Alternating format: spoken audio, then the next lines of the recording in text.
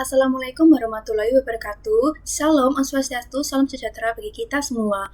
Perkenalkan, nama saya Tirza Ayunike Prasetya Santosa dengan NPM 250120123.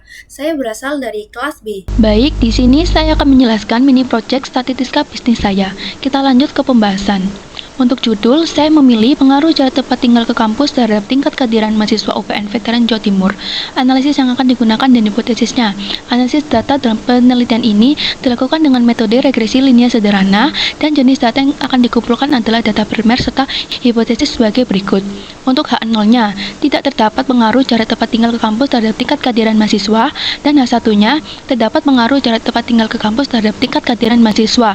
Untuk variabel penelitian, yaitu variabel independen X, jarak tempat tinggal ke kampus, dan variabel dependen Y, tingkat kehadiran mahasiswa. Teknik pengambilan data yang akan digunakan.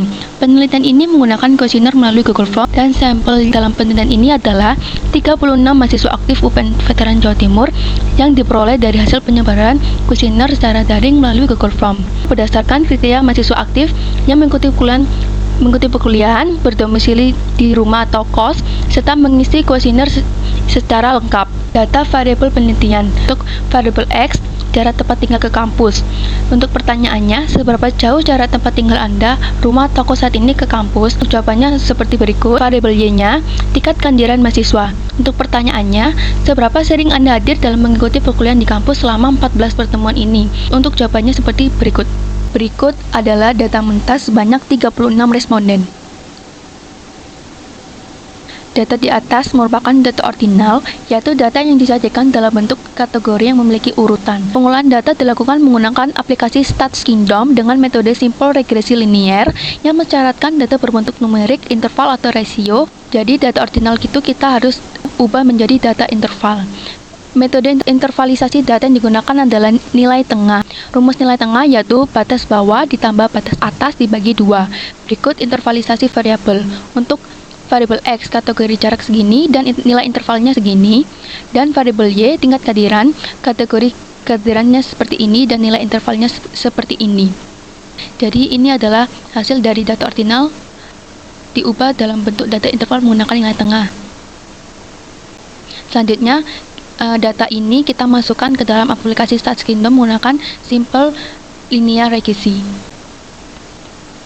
Data interval yang tadi kita olah menggunakan aplikasi StatsKingdom, yaitu kita masuk, lalu kita cari yang simple linear regression.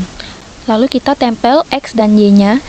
Berikut adalah data interval variabel X dan variabel Y. Selanjutnya kita calculate. Dan berikut ini adalah hasilnya.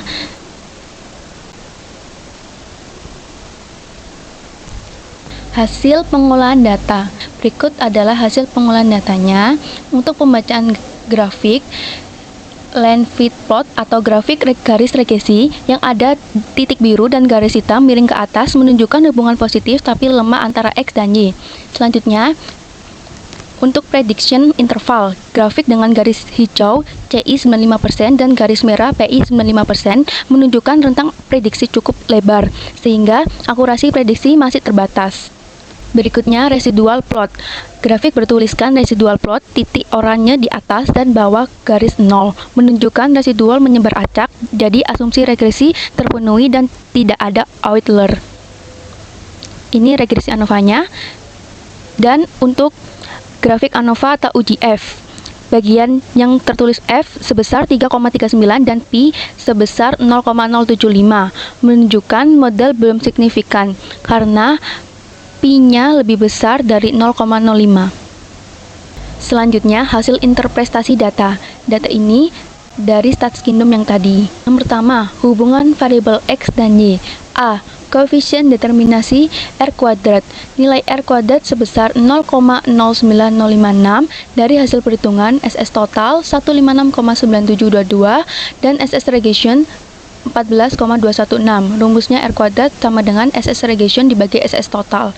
SR kuadrat 14,216 dibagi 156,9722 hasilnya 0,09056. Nilai R kuadrat 0,09056 dibulatkan menjadi 0,091. Artinya, sekitar 9,1% variasi variabel Y dapat dijelaskan oleh variabel X. Sedangkan 90,9% sisanya dipengaruhi oleh faktor lain yang tidak dimasukkan dalam model regresi. Yang B, koefisien korelasi person atau R.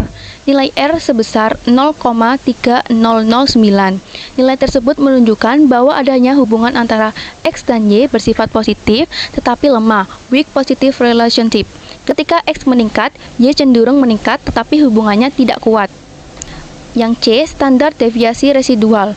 Nilai standar deviasi residual atau SRES sebesar 2,0491 dibulatkan menjadi 2,05. Artinya, rata-rata kesalahan prediksi model terhadap nilai Y aktual adalah sekitar 2,05 satuan. Selanjutnya yang kedua, persamaan regresi linier sederhana Y hat sama dengan 9,3019 plus 0,09139X. Diketahui A konstanta atau B0-nya sebesar 9,3019 dari hasil perhitungan X 12,8056 dan Y bar-nya 10,4722.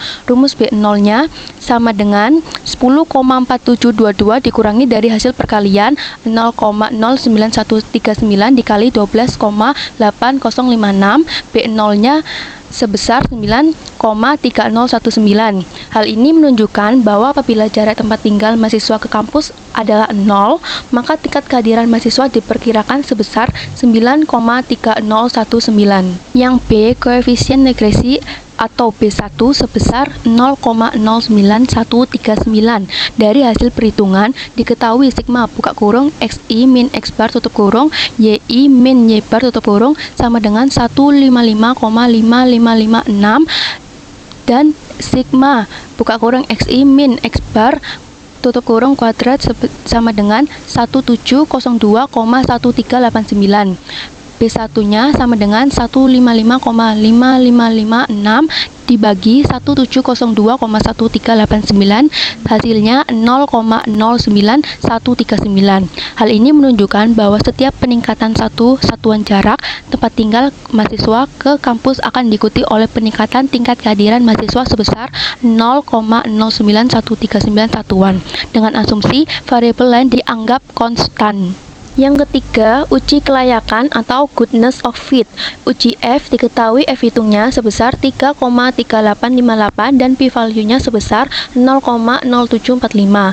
Karena p-value 0,0745 lebih besar dari 0,05, maka H0 diterima. Selanjutnya yang keempat, uji signifikansi. Diketahui uji T untuk konstanta atau B0-nya T hitung sebesar 12,8855 dan p-value-nya sebesar 0,0-nya ada 13,1221 dan diketahui uji T untuk koefisien atau B1-nya yaitu T hitungnya sebesar 1,8401 dan p-value-nya sebesar 0,0745. Karena p-value sebesar 0,0745 lebih besar dari 0,05, maka variabel X belum berpengaruh signifikan terhadap variabel Y.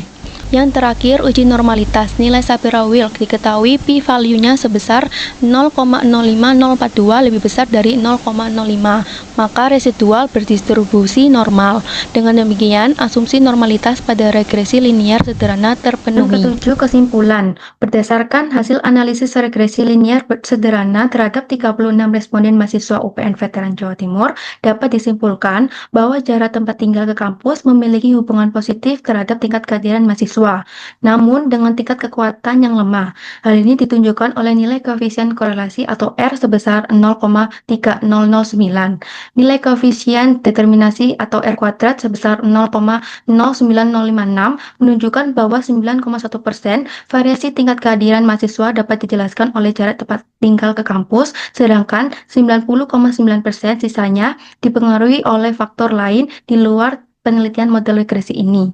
Persamaan regresi yang diperoleh adalah Y hat sama dengan 9,3019 plus 0,09139X yang menunjukkan bahwa setiap peningkatan jarak tempat tinggal ke kampus akan diikuti oleh peningkatan tingkat kehadiran mahasiswa.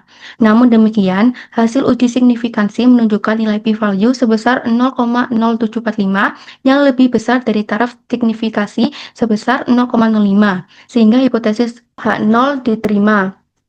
Hal ini berarti bahwa jarak tempat tinggal ke kampus belum berpengaruh signifikan secara statistik terhadap tingkat kehadiran mahasiswa, meskipun model regresi yang digunakan telah memenuhi asumsi normalitas dan dapat digunakan sebagai dasar analisis. Demikian yang dapat saya sampaikan. Mohon maaf jika ada kekurangan maupun kesalahan. Atas perhatiannya saya ucapkan terima kasih.